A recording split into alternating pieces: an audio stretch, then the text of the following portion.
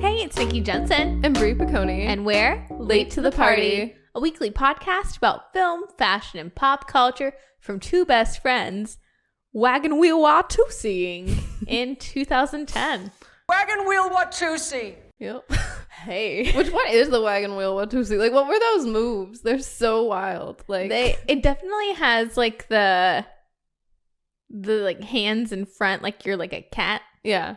In a little. And then it's like you do the it's not crazy legs, but it's like, what is it called? What is that move? Not the mashed the potato. Mashed potato? Is it the mashed potato? I don't know. I don't know a lot about the dance. Yeah. Yeah. But Cher and Christina Aguilera do. And Stanley Tucci. Yes. Yeah. Because today we are talking about the 2010 musical drama Burlesque. Yep. My pick. Burlesque. Yeah. Hey, I'm a stan. I don't know what came over me. I loved watching Burlesque in 2010. Same.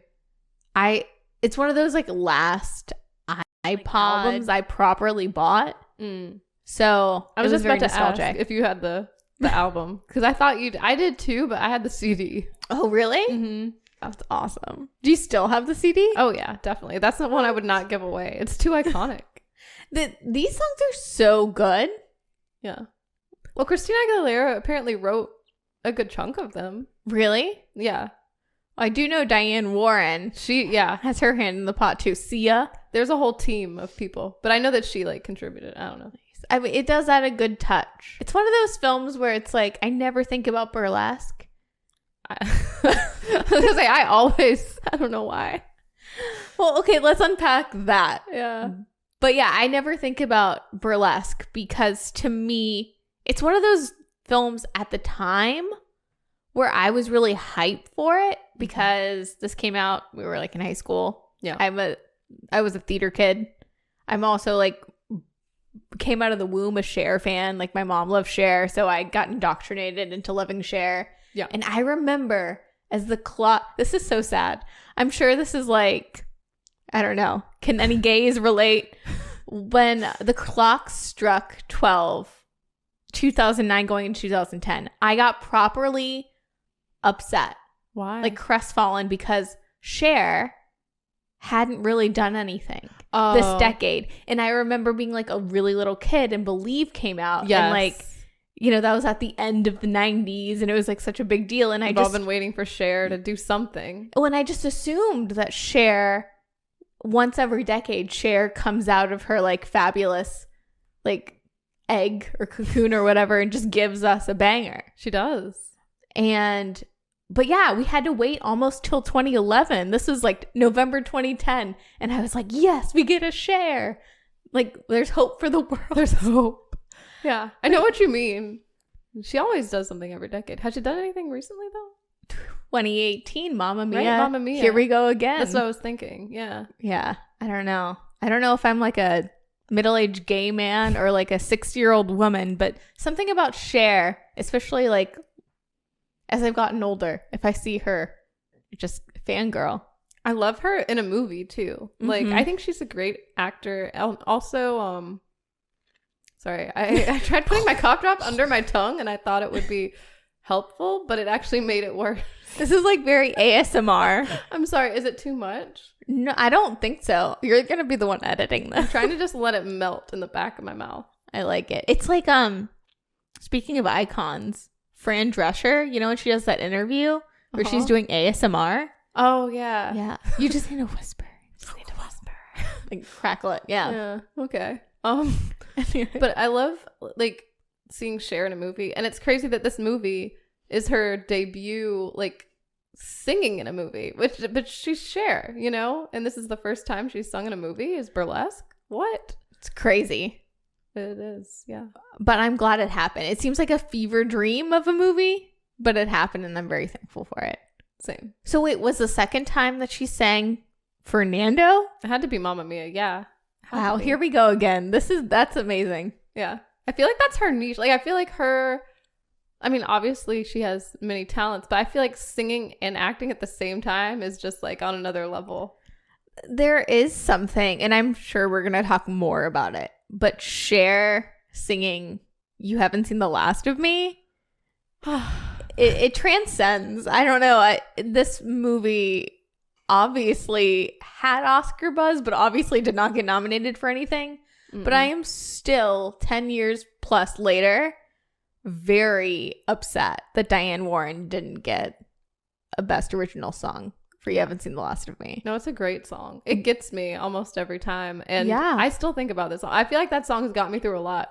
Oh, really? Yeah, embarrassingly. Yeah. No, I love it. I mean, that's what a Diane Warren song does. That's what she's like known for. And yeah, I don't know. To see like Cher in 2011 performing, like the Academy did not give us Cher performing. I don't know. It's a mess. Yeah.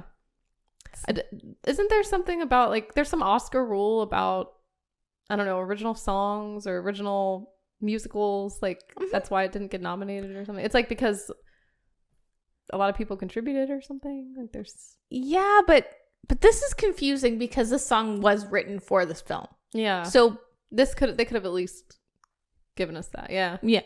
I feel like also Oscars, especially because we've talked about this enough on this podcast about Oscar songs as like Best Original Song. Yeah.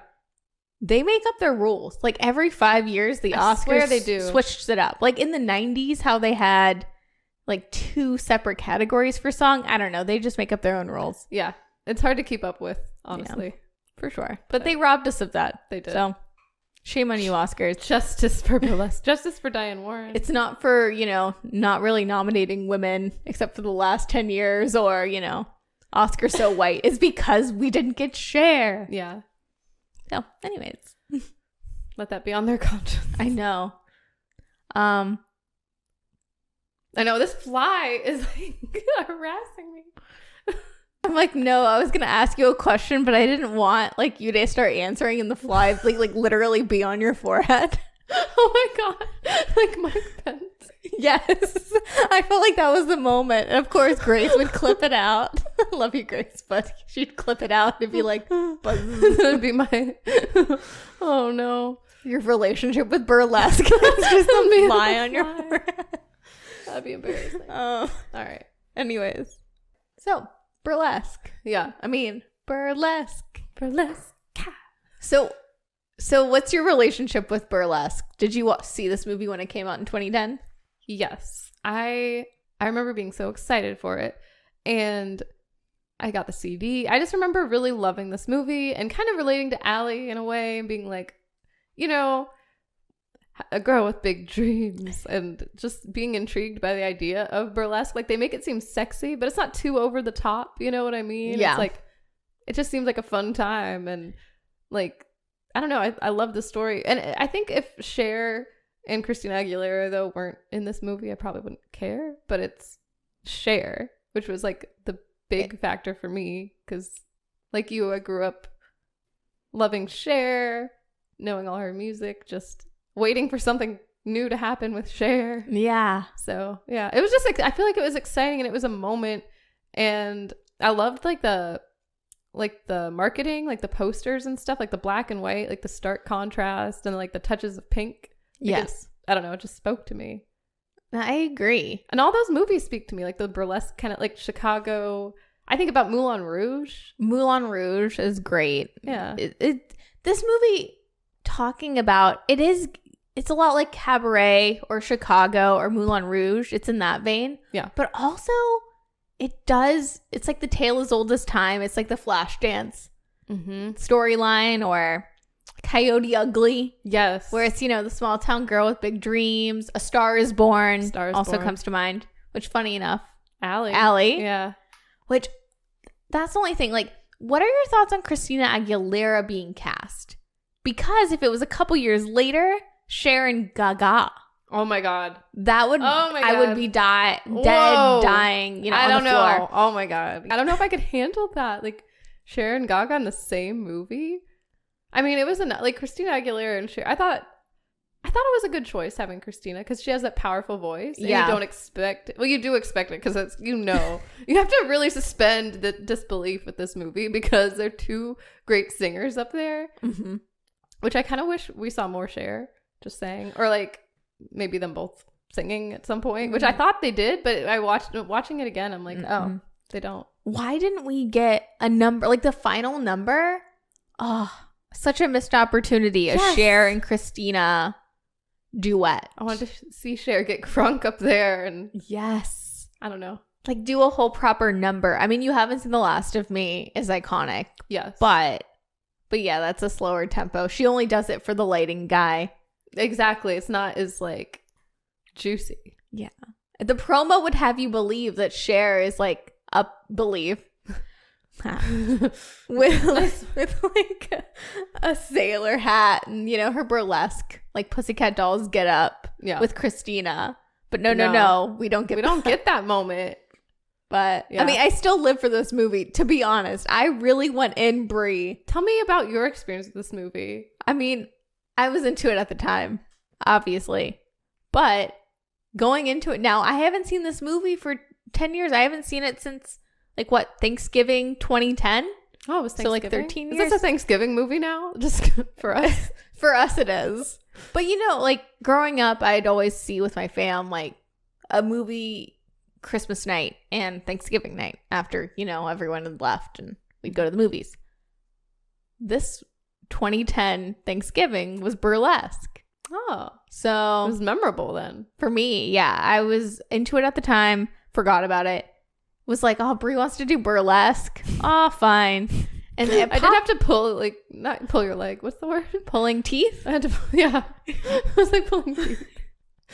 But no, I was so into it from Jump Street. Like, I love the idea that when the movie starts, you know, it's very cliche. We don't know anything about Allie, and I love that it just gets into it. It does. This movie wastes no time. It's very direct. There's no, I mean, yeah, we don't really know much about the characters, but you don't really need to. It's not about that. It's about the burlesque. For sure. Well, and it's not even burlesque. They don't really, it's not burlesque. It's not proper burlesque, yeah. But I also, like I said, theater kid, I have also an obsession with like the Pussycat Dolls. Like low key. I am fascinated by their inception. Like I think Robin Anton is a very fascinating person. I love the idea that in the 90s Johnny Depp bought the Viper Room on the Sunset Strip. Oh, he bought the Viper Room. Yeah, and it was just like a safe haven for, you know, everyone from Kate Moss to, you know, River Phoenix, which I found out, Brie. Yeah. Okay, River Phoenix and I both were born on August 23rd. River Phoenix and I both have the same middle name. Wait, really? Yep. His middle name is Jude. That's weird. Which is random. Yeah. And he died the year I was born. So do you think you're him reincarnated? Don't know. But, yeah, that's wild. Possibly. Possibly. I don't know. River Phoenix is always a person that I've felt a connection to. Yeah. And now there's all these like little parallels. Wow. But that's really weird, but cool. Yeah. Yeah. Also, his last name and Joaquin's is Bottom. It's not Phoenix. It's Bottom. They just changed it to Phoenix. Yeah. Phoenix sounds way cooler. Yeah. River Bottom. Joaquin Bottom. Imagine that's like star of the Joker is Joaquin Bottom. Yeah. I get it. But nonetheless, back to the Viper Room. So the Pussycat Dolls, before they were like Don't Ya, and all the bangers, they were a show like started by Robin Anton at the Viper Room. Oh. And originally Christina Applegate from like Married with Children, etc. She was there a lot and she was a dancer, so she performed the show a lot, and they do like a performance where it was burlesque-esque. Ooh. Where they would like take off a corset and reveal another corset and take off another corset and, you know, like Russian nesting doll style, you know, very actually burlesque. Yeah. So I don't know. And I love Pussycat Dolls choreography. Same. Even when it was like the girl group. I don't know. I also like burlesques too. Like Dita Von Teese is always someone that comes to mind that's iconic. And yeah. Definitely. So. Yeah. Dita Von Teese definitely comes to mind. Like, she's like the queen of burlesque. Yeah. I feel like I always just picture her just up in that martini glass. Iconic. Yeah. Yeah. So I don't know. My relationship is this movie slaps. Mm-hmm. It slapped then. It slaps now. I just haven't thought about it in 13 years. Gotcha. But now that it's in me, yeah, you can't get it out. I can't get it out. Like today, I really just did listen to the soundtrack over and over again. Yeah. And you said at work you were just... I was vibing this movie when we popped it on. I started popping ass. Like, just, it's so good. Nice. I mean, it's hard to not want to dance to some of these songs in the movie. What are your favorites? Probably the last song that's like, show me how you burlesque. Because it's so up-tempo. It's so, like, I don't know, upbeat. And then definitely You Haven't Seen the Last of Me. Like, that one just has stuck with me through the years. And it's always in the back of my mind. I always forget it's from Burlesque. I have cried to that song many times. Yeah. What is your relationship to You Haven't Seen the Last of Me? I don't know. I think about Cher, and I think about how she's a strong woman. We haven't seen the last of her. And then I think about my life, and I don't know what it is, but it gets me. I totally get it. It's just the way she sings it. I think she really gives it her all, but it's crazy because in my mind, the choreography, like in the movie, I thought she would like actually fall to her knees, but she doesn't. No. We forget Cher is an actress. Like Silkwood on. Cher is actually like an Oscar-winning actress for Moonstruck and, you know, besties with Meryl Streep. Yeah. And yeah, I don't know. Cher's actually a very talented actress, and I feel like I don't know if like history has forgotten that, but maybe a little bit. You know, can we talk about Cher's chemistry with Stanley Tucci? Oh my God. They had the Devil Wears Prada shaking in their boots. Right? Quaking. Yes. They're perfect.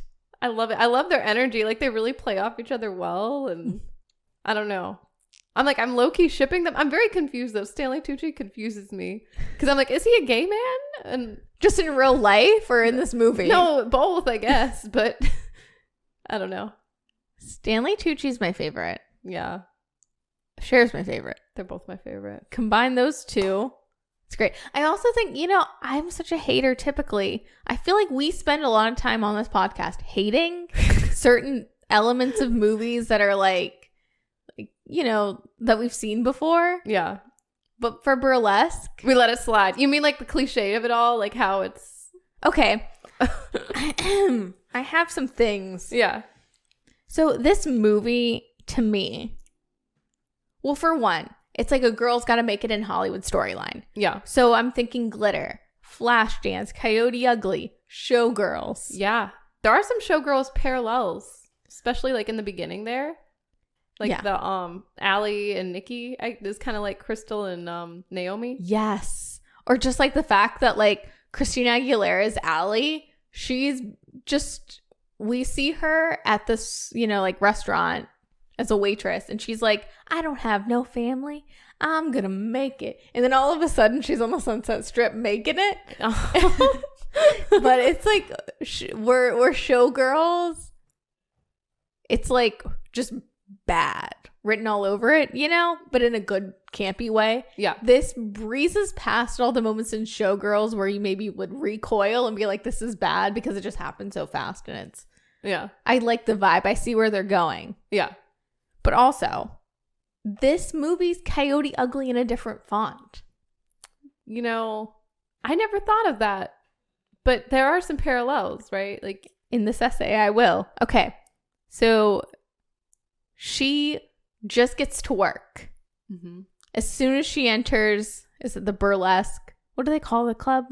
Yeah, I guess it's called Burlesque something. Yeah. The club is called like the Burlesque Club, or it's a club. Yeah, I know what you're saying. There's something on the sign on the outside, like something Burlesque. Yeah, Cher's Burlesque. Cher's Burlesque. Yeah. But yeah, you know, in Coyote Ugly, how she's basically like, I'll work, I'll do whatever. I'm gonna be on this stage no matter what you say, Maria Bello. Yes.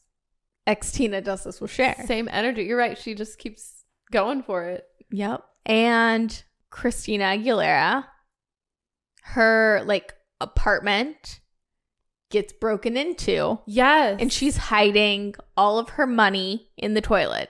And Coyote Ugly, in her apartment, she's hiding all the money in the freezer. Yeah. Oh my God. Nikki, how did you make... Wow, you're right. The love interests, are they the same? I don't know, but I'm sure they are. I just felt that in my core. That's not substantial evidence. I just felt that. Yeah. Singer-songwriter. Allie is a singer-songwriter. Good point.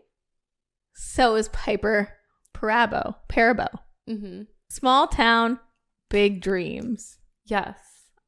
Can't Fight the Moonlight. Bound to You. That one song. However, Can't Fight the Moonlight's a little bit better than Bound to You. Yeah. And maybe a different, but they're both the same message. I know what you're saying. She can't fight the moonlight. She can't fight the urge to dance on a table and sing her songwriting songs and fall in love. Exactly. Allie is bound to the guy from Twilight and bound to Burlesque. Anyways, that's my... Nikki, I'm just mind blown right now. Mic drop. That you're so right. Like, it's pretty much the same movie, just minus Cher and minus singing. It's just dancing on a table. That's true. I mean, it's still dancing. There's dancing involved. And singing. She sings Can't Fight the Moonlight at the end. There's singing. Yeah. I mean, yeah, that's a lot of similarities. And I love it. I don't care. They had to take inspo, like, I'm sure. Because you can't just be like, this is just ripping off one movie. It rips off all my favorite movies, which is just art. They're just stealing like an artist. Exactly. I know. We're here to defend Burlesque. Like, I truly will, because it's also like The Devil Wears Prada. And Stanley Tucci's just Nigel 2.0. He really is. Also, I'm sorry, and then I will let you speak. I've just been feeling strongly about Burlesque. Okay, lay it on me. This movie has there's many similarities to Devil Wears Prada. We got the Tooch and Cher, like the Tooch and Streep. Mm-hmm. We have, still the same storyline of, a girl trying to make it and doesn't fit in. Mm-hmm. But in Devil Wears Prada, it's a little different. Montage to a Madonna song. Yes. Ray in of Devil Light. Wears Prada. Is it the same song? Vogue. It's Vogue. This one, Ray of Light. Yeah. Also, just saying, Ray of Light is a banger. So in the movie, is Nikki like Emily? Yeah. You know what I mean? Mm-hmm. Because she's like sabotaging and like. I love that. I love all movies like this. This is just every movie that I like rolled into one. And they don't care about exposition. They're like, you're not here to see that. You're here to see Cher. Mm-hmm. And Christina sing. They're like, Christina Aguilera might not be the best actress. Yeah. But she sure can sing. So we're going to focus on that. And that I love. Yeah. That's pretty much. Yeah. That's how I felt. Yeah. I'm like, is Sorry, Christina... I just had a lot of thoughts. I'm just like, yeah. I agree with you though. I love these like parallels that you found. Like, it's kind of mind blowing. Because I don't know. I don't think I would have noticed. It's just my favorite things. It's why I love the movies. Yeah. I just love a good, like you were talking about, just a story about like a girl with small town dreams. Big dreams. Yeah, that's all I need to get me started, to be interested. And some bangers. Yeah, definitely. Some baps. Yeah. What are your thoughts on Christina Aguilera's acting? See, and that's why I didn't know if I should say anything. I was like, I don't want to bring any negativity after all this positivity. She's not a great actress. I got the vibes. You know how we talk about Hilary Duff acting? I kind of felt like similarly about Christina Aguilera. Like, I love Christina Aguilera. And she can sing. That girl can sing. She got pipes. Yeah, she's got pipes. No one can argue that. Can she act? I mean, I think to a degree. I mean, she can show emotions. I don't know. It's just, it was really hard to suspend the disbelief this time around. Yeah. You know, I think when I first saw this movie, I was convinced, but now I'm like, that's Christina Aguilera in a wig. I don't know. It wasn't that like wig is crazy too. Yeah. Anyways, what were you saying? I don't know. Yeah, I think maybe not. I hate to say it, but you know, it is a really interesting choice, and this is like another Roman Empire to go down for me.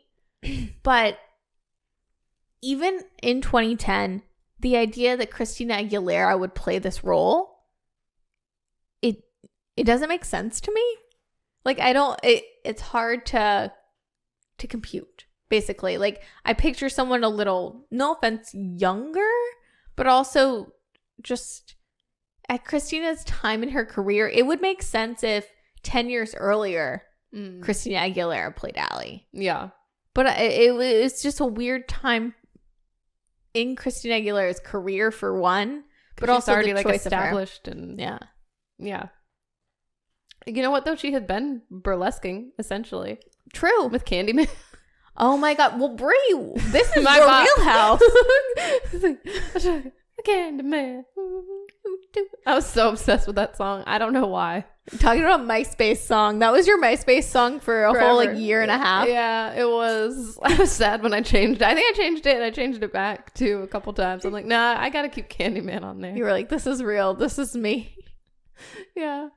You know, that's what, like, not to sound like an old, like my millennial showing, but the thing about MySpace songs, like, I loved, you know how like nowadays just kids, like there's iPad kids in the iPad generation, but like back in the day, there was such like an empowering feeling to be a kid on MySpace when you weren't like allowed, quote unquote, to be on MySpace or to be on like Facebook. Yeah. But to be on it with all your friends, even though you weren't like age appropriate on it. Yeah. And just the idea that it was like getting away with something. Just the freedom. Yeah. Yeah. And you were like, Candyman's who I am. Which, have you ever listened to the lyrics of Candyman? Oh, yeah. I didn't. What?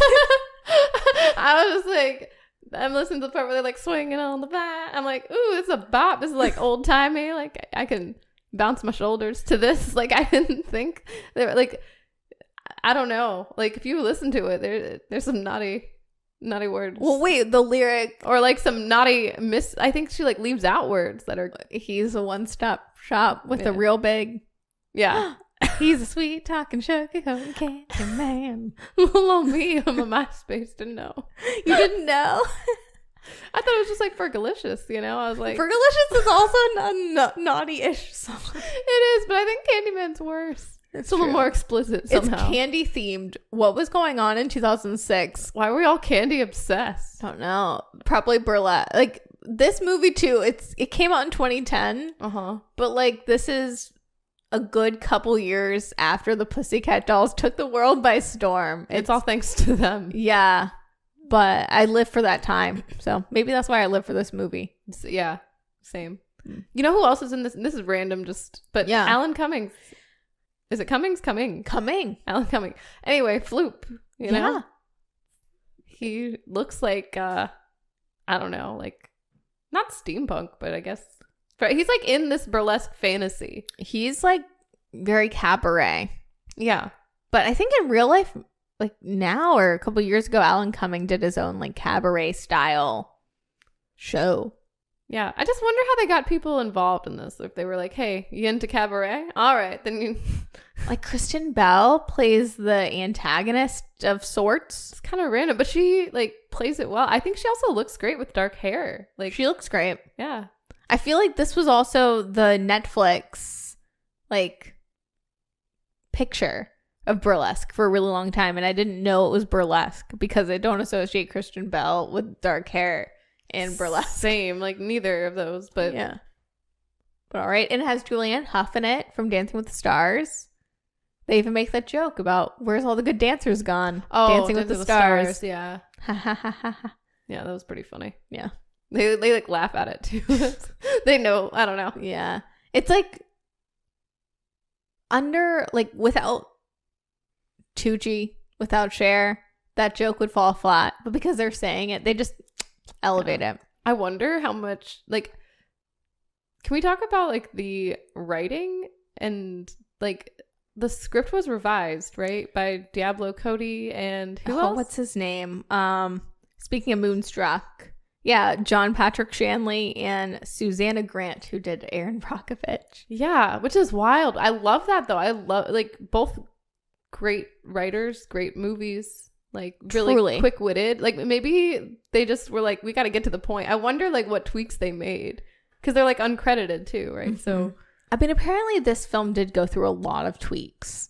Have you heard what Cher said about Burlesque, like retrospectively? What did she say? To paraphrase, she's basically like, that movie was terrible and the writing was horrible and there were so many like edits and tweaks and rewrites. Wagon Wheel Watusi. Yeah. Little did she know she's iconic in this too. So yeah, she's still iconic. Yeah, this movie needed Cher. Oh my gosh, if this movie didn't have Cher, it wouldn't be what it is. No, but Cher does elevate this movie. Like when she takes the, what is it? The bat? It's not a bat. It's crowbar. Is it crowbar? It's something that you do with your tires. Tire iron? Yeah, tire iron. She takes the tire iron and smashes Kristen Bell's car. Ah, so cool. My queen. Such like, she has this whole monologue about the club and like you just feel it.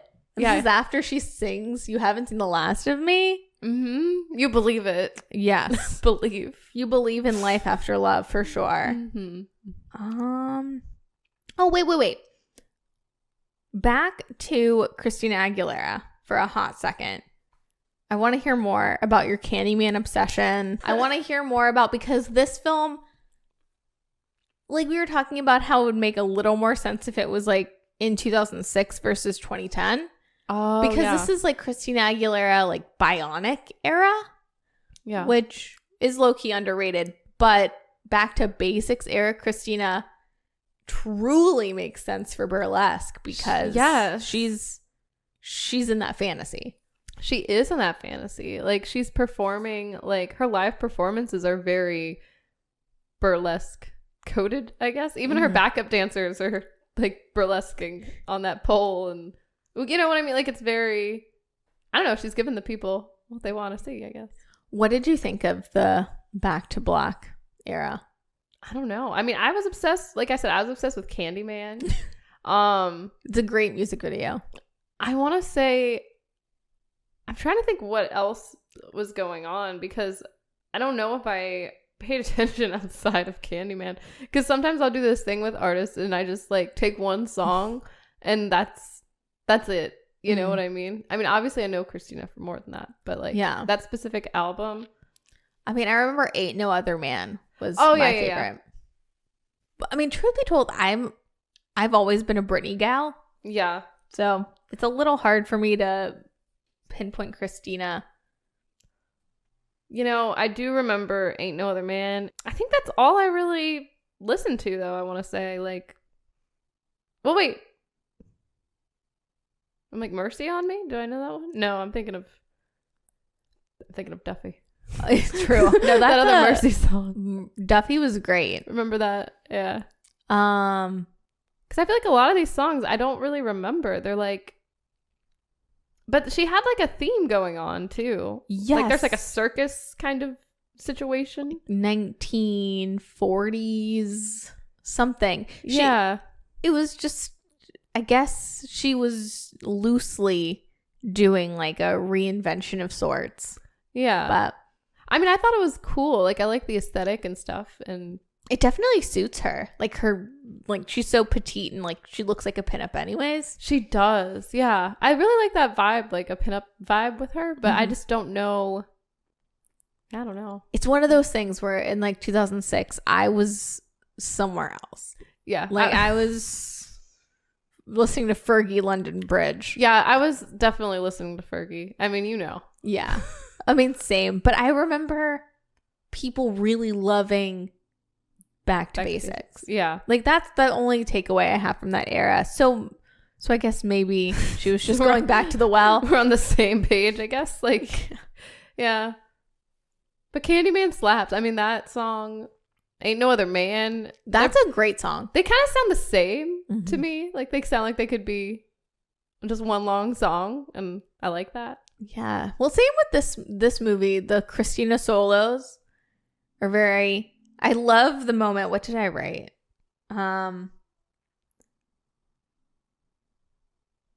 So we would go into the plot, but if you've seen Coyote Ugly, if you've seen Showgirls, you know. Yeah, it's all the same. It's all the same. But it is so funny that from Jump Street in this film, Christina Aguilera just does her Christina Aguilera like, oh yeah. You know? Yes. Can you do the Christina Aguilera? Yeah, that sounds like Fergie. It does. I realize I just turn into Fergie when she does the cartwheels. That's a person in a different font. We've never seen Fergie and Christina Aguilera in the same room. Oh my god, if Fergie was also in this movie burlesquing, like if she was the rival instead of Kristen Bell or something, like how that would be great. And then they'd be like having like a sing off too, and then they'd both be like, ha ha. Oh my god, if the Black Eyed Peas worked with the love interest at the bar. Oh yeah, that would really spice things. Yeah. Oh, in our fantasies. For sure. Or like Will.i.am was just at one of the LA parties and was like, air rights. And like slid her a drink. Oh yeah, because this movie is basically Wagon Wheel Watusi and air rights. Yes, just to sum it up. Yeah. Yeah, those are the main points. Plot. Yeah. But yeah, no, when you were talking about it's hard to just like suspend disbelief, it's because Christina Aguilera is Christina Aguilera-ing so fast. She is. I love that though. Like I Same. love it's perfect. It's everything I want it to be. I was hoping watching this movie again that I didn't remember it incorrectly, because I remember it being just like a moment of silence and then her just doing her thing, just riffing. It just it works. It's such a fantasy. It's cool. It's like, you know, when you're a kid and you have fantasies about what it's like to be an adult and to go off and do things. And like, you know, you just make like little storylines. This movie is like an amalgamation of one of those. Yeah. Yeah. You don't get into like the nitty gritty of it. It's just an amalgamation of like all the movies you've seen and just your ultimate fantasies. I love it. Yeah, this movie's not a lot of work, like to process, to you just enjoy it. And that's what I like. Yeah. Period. Can we talk about some of the dance numbers? Yes. Some of the musical numbers. Yes. Like our favorites? Or? Yes. Well, so the first big one is, well, she does Something's Got a Hold on Me. But I say the first real big one, in my opinion, is Tough Lover. Yeah. The first bop is Tough Lover. Yes, that was a bop. Is that the one where she has like that outfit that's like it's almost like it's not Nude Illusion exactly, but it you know what I'm talking about? Is that where she has the bob wig? Like the Oh my god, my favorite song, But I'm a Good Girl.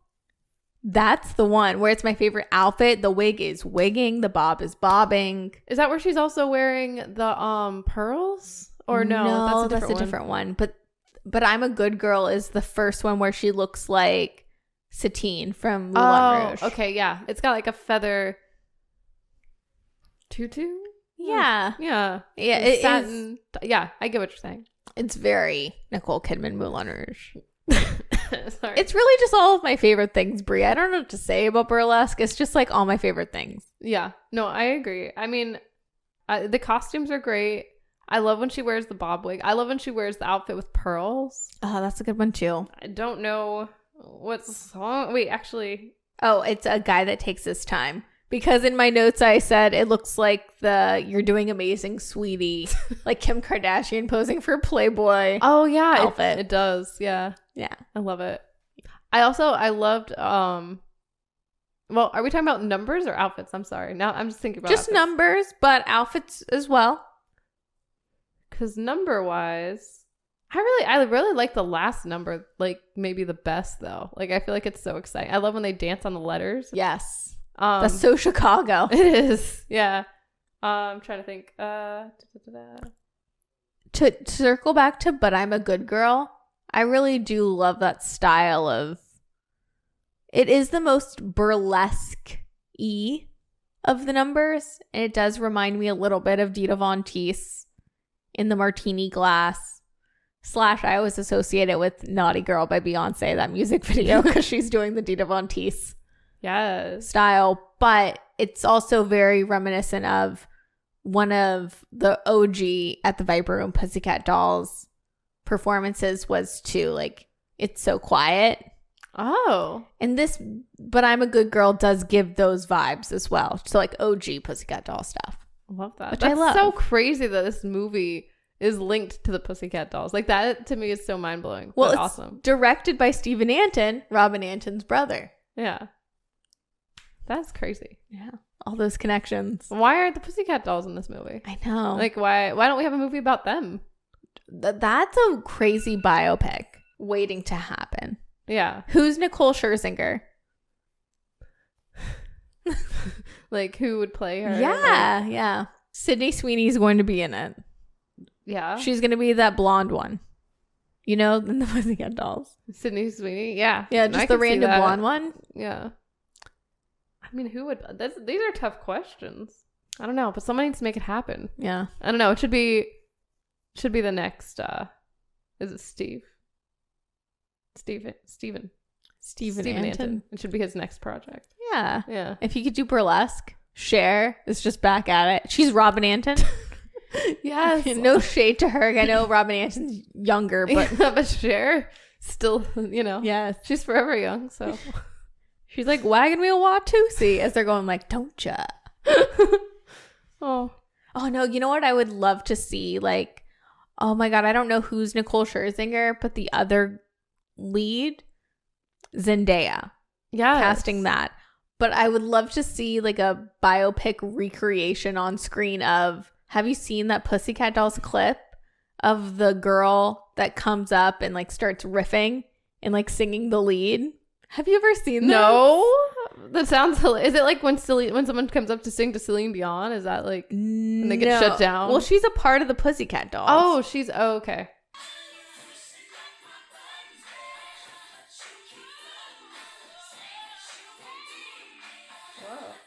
She just like went rogue. She's doing the Christina riff. Wow. And that other girl was not having it. Mm-mm. And I want to see a like on-screen recreation of that moment. Yeah. See that rivalry? The tension in the room. Kind of like that scene in Burlesque where, is it Georgia and Nikki are like competing because, you know, I don't know. I guess Nikki's always drunk and like, I feel weird saying her name. I associate that name with you, but no, Nikki's always drunk. Oh, but yeah, I don't know. Pussycat Dolls movie would be great. I'd watch. Same. Yeah. But yeah, any other like favorite musical numbers or favorite scenes? I mean, I really like You Haven't Seen the Last of Me. You know, favorite scene. I'm trying to think what else. I don't know if I can pinpoint a scene specifically, but I like the like relationship like between Allie and Jack. Like I like seeing that play out, you know? How they have like a will they won't they situation, and yeah, like there's like the awkwardness of her living in his space, but they're like he's like he has a fiance, but she's like 5,000 miles away. Played by Diane Warren. But yeah, really random cameo, but cool. Yeah, so I like that. I like anytime Stanley Tucci's on screen. Yeah. I don't know. I love a lot of this movie. It's hard to think of, like, it happens like really fast. Like the scenes change kind of fast. Yeah. You know? I do like the scene where Allie just like goes up on there like for her first performance and sings, does her Christina thing. Like, yeah. You know, I guess that's probably a highlight. There is something about Christina Aguilera's voice that is very undeniable, and I do think that moment when you first hear her voice, it's enough where you can be like, okay, whatever she is as an actress is whatever she is as an actress, but like she's undeniably a talented singer. Yes. I don't know, and it's an exciting part of the movie because there's all this build up and we don't hear Allie sing, but you know it's coming, and yeah. I don't know. I like it. It gets me excited. It puts me in the mood. I'm like, ooh. Also, like in movies, I'm a sucker for that moment where the music goes out and they have to like sing or they have to sing perform for their lives. Yeah. Sing for me, Paolo. Yeah. You know? So I love moments like that anyways. So speaking about Cher a little more, and you haven't seen The Last of Me, because I want to hear all your thoughts, Brie. Like every single thought. Okay. So this is Cher's first role in 7 years. She did play a small part in Stuck on You, which is like about conjoined twins, and I believe Matt Damon's in it. Huh. Okay. But that's like a forgotten blip in time, and before that was Believe and Tea with Mussolini. Yeah. But like this is her first role in 7 years. And they pull out all the stops. They give her the Diane Warren ballad. Give me your thoughts. I love it. I love everything about Cher in general and everything about Cher in this movie. I think she kills it. Like, she is this character. She's Tess, you know, and it's just very believable. What I mean to say is Cher is mother in this movie. Oh, yeah. Like, kind of literally, like, to Allie and just to Nikki. Yeah, to Nikki, to all the gals. And to us. To me, to you, personally, to Stanley Tucci. To Stanley Tucci. Oh. But yeah, no, I love Cher. I think she's like she can act. Like that moment where like Allie goes upstairs to tell Tess like about the air rights or whatever, and she's like, Very Devil Wears Prada. Very Devil Wears Prada. Another parallel. That scene where they're in Paris. Yes. Oh my gosh. And didn't Stanley Tucci even say like, don't get involved? Anyway, yeah, but like when she's like, hey, don't you ever Allie tells Tess like, don't you ever listen to anyone speak but yourself? And Cher does this expression that's it's just like so believable. I don't know how to explain it. She does like these things with her face, you know? Oh yeah, like she can just emote and it just is believable. She is Tess. Yeah, in this moment, like Cher is Tess. Yeah. She's channeling something. Like she has me. I believe. She's just perfect. Yeah. I have no complaints. Well, okay. So, like I've said like 10 times, Diane Warren wrote You Haven't Seen the Last of Me. Yeah. Can I just list and get your opinion on some other Diane Warren bangers? Yes. Nothing's Gonna Stop Us Now. Oh, one of the best songs ever. How Do I Live? Another great song. Because You Loved Me. I love that song. Like that's, yeah. I Don't Want to Miss a Thing. You know I love that song. We talked like a whole episode about that because it was, what was the movie it was in? Armageddon. Well, we didn't watch that movie, but we talked about the Oscars, I think. Yes. It was nominated. Which all of these, Nothing's Gonna Stop Us Now is from Mannequin, which I haven't thought about. What? Also because I always associate Nothing's Gonna Stop Us Now with the Skeleton Twins. Because of that scene with Bill Hader, like singing with Kristen Wiig. But How Do I Live's from Con Air, and Because You Loved Me is from Up Close and Personal. But anyways, Music of the Heart, There You'll Be from Pearl Harbor. Till It Happens to You. Wait a minute, the Lady Gaga song? I thought Lady Gaga wrote that. She did with Diane Warren. Oh, they wrote together. And robbed of an Oscar. Wow. That's crazy. But yeah, those are just the nominated. Wait a minute. Bangers. Wait, no, I want to share it with you. All right, I'm sorry. I'll have to pretend like I didn't look. Stop reading ahead. So she makes like the best power ballads of all time. Yeah. I Don't Want to Miss a Thing is really good. I've never seen Armageddon, but I love that song. There You'll Be is great. I love hearing Faith Hill in a song. But she also wrote 3 of my favorite Cher songs of all time. She wrote Just Like Jesse James. No. Which is my number 1. If I Could Turn Back Time. No. Stop it. Save Up All Your Tears. Really? Which is also a Bonnie Tyler song, but I think of it as a Cher song. That's crazy. And I thought it was just Cher. Same until I Wikipedia this because Cher, if Cher touches something, it's hers. Yeah, that's true. Full stop. But Diane Warren is such a talented songwriter that I'm not that mad at that fact. It's just surprising, but wow. I don't know. I'm just impressed. Also, she wrote Brandy's Have You Ever? Sorry. Ace of Base, Don't Turn Around. Oh. Can't Fight the Moonlight, another Coyote Ugly parallel. But these two are crazy. So Rhythm of the Night, she wrote. Rhythm of the Night? Rhythm of the Night. Wait. Oh, I don't know which one. Which one? Which Rhythm of the Night did Diane Warren write? Because the bigger bop to me is This is the Rhythm of the Night. Oh, I agree. Wow. But there is also no the other Rhythm of it's the Night. that other one. Which, and people know that one. Yeah. Rhythm of the Night. But also, speaking of bops, Shake Your Body by Tyra Banks. I mean, shake your body, body. Move your body, body. Okay. Wait, is that the one where she did the music video? Yes. And made everyone, like, on that season of America's Next Top Model, like, dance in her music video? Yes. So she didn't write that song either. Well, okay. Or it's a collab. According to Diane Warren Wikipedia, Diane Warren wrote Shake Your Body. Mm-hmm. I don't know if this is a fact because when I've also Googled it, it says Tyra Banks and a couple others wrote the song and there's no Diane Warren to be found.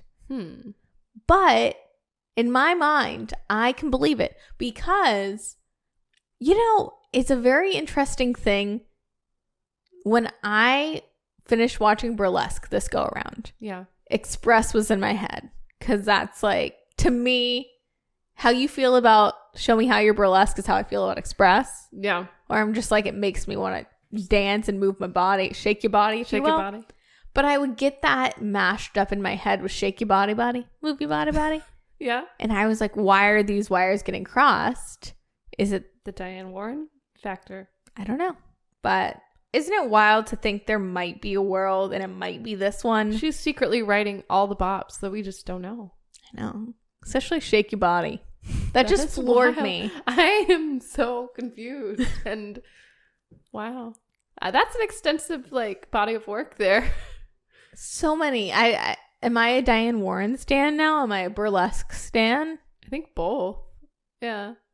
I feel like I've been a Diane Warren stan for a little bit, but now I stan even more.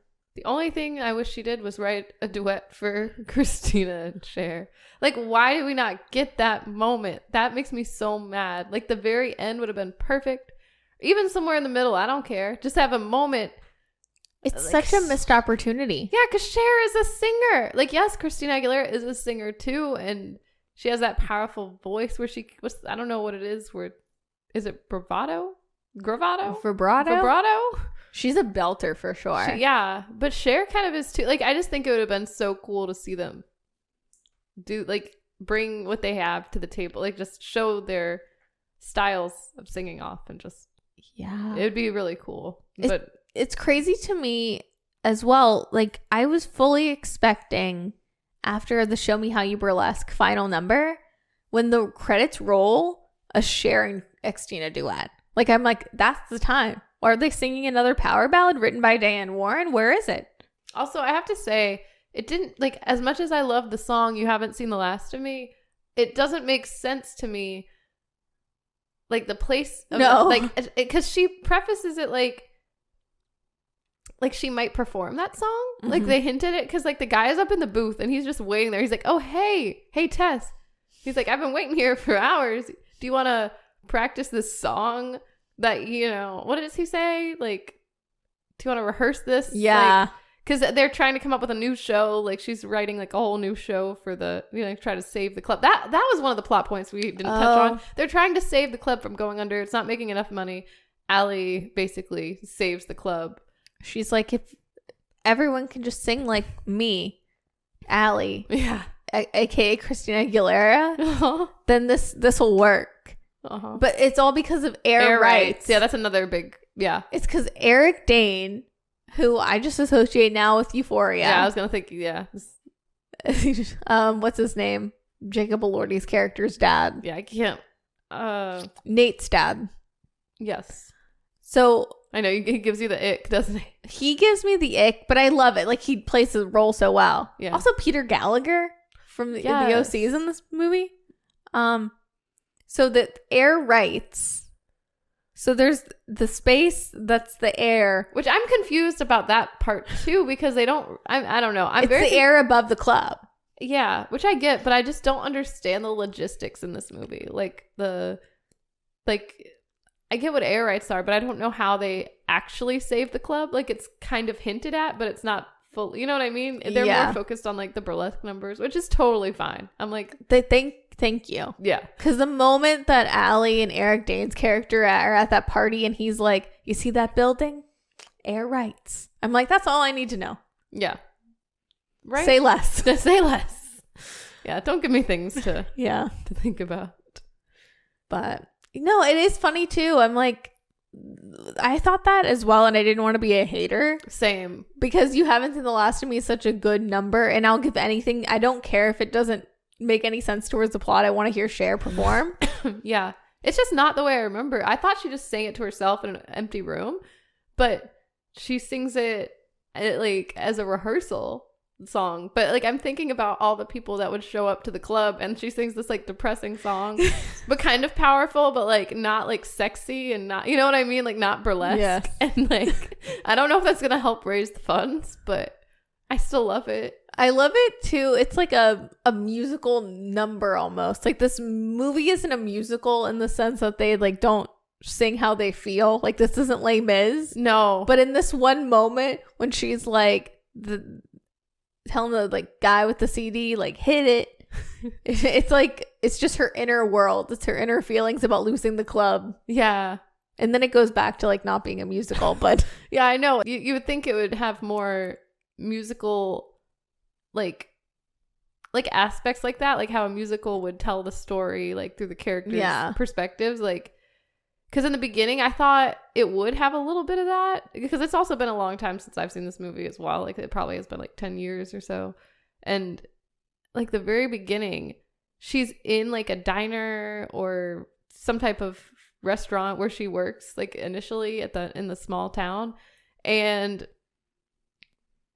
like she just starts singing whenever she's like alone, and I thought she was gonna maybe sing her feelings or something, but no, it's not that kind of movie. But it's okay. No, that's fine. And it's so crazy. I keep saying it's so crazy to me. I should use a different way to phrase it. But Stephen Anton wanted to cut the Cher number. No, what? Which just would have ruined the whole movie for me. Yeah. More Cher. I agree. It needed more. Because, you know, I think about Cher too, like her, like back in the day, like she wore all these costumes that were essentially burlesque. All the Bob Mackie numbers. Yeah. I don't know. It just makes sense. I'm like, this is her element. Yeah. I just, more Cher. More Cher. That's my critique. So what would you like give this movie? Oh my gosh. I would give this movie just all for the awards. You Haven't Seen the Last of Me, and for the joys of Express, that banger of a song. I would give it 9 out of 10 bowler hats. Oh yeah, those. Yeah. What would you give it? I'm gonna say 9.5 out of 10 corsets. Nice. I want to say 10, but the only reason I can't is because there's not that number that I really want, the Cher and Christina number. If that was there, perfect 10. Oh, truly. Oh my god, a Stanley Tucci and Cher number. Oh my gosh. Oh my god. Yeah, why was Stanley Tucci not up there? Yeah. Oh my. This movie actually has everything that we love. The only thing it needs, and I don't know how he'd fit because he's a Jim Broadbent. Rotund. How do you know I was gonna say that? I knew it because that's our man. Just a rotund British man, just in the audience. The show must go on. I always think about that in Moulin Rouge. Yes. Instead of Eric Dane being the villain, it's just like topsy-turvy Jim Broadbent being like, rights. Yeah.